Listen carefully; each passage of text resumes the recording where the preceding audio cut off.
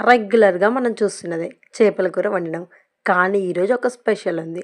ఏంటంటే ఏఐ ద్వారా మనం చేపల పులుసు పెట్టేద్దాం రండి. సో, ఫస్ట్ ఆఫ్ ఆల్ శుభ్రం చేసిన చేప ముక్కలను కొంచెం పసుపు, ఉప్పు, కారం పట్టించి 20-30 నిమిషాల పాటు పక్కన పెట్టాలి.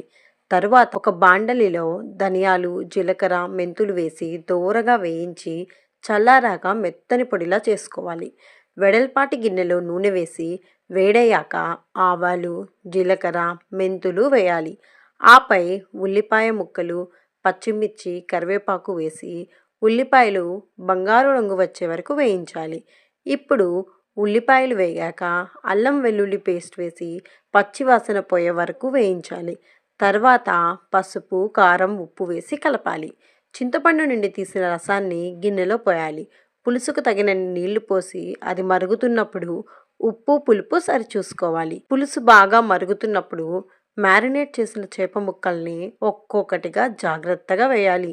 ముక్కలు విడిపోకుండా గరిటితో తిప్పకుండా గిన్నెను అటు ఇటు పట్టుకొని తిప్పాలి. చేప ముక్కలు ఉడికిన తర్వాత కనీసం దీనికి 10 నిమిషాలు పడుతుంది సుమ. ముందుగా తయారు చేసుకున్న మసాలా పొడిని చల్లి పైన కొత్తిమీర వేసి దించేయాలి.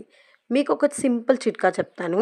చేపల పులుసు వండిన వెంటనే కంటే కొన్ని గంటల తర్వాత తింటే ముక్కకి పులుసు, కారం బాగా పట్టి మరింత రుచిగా ఉంటుంది.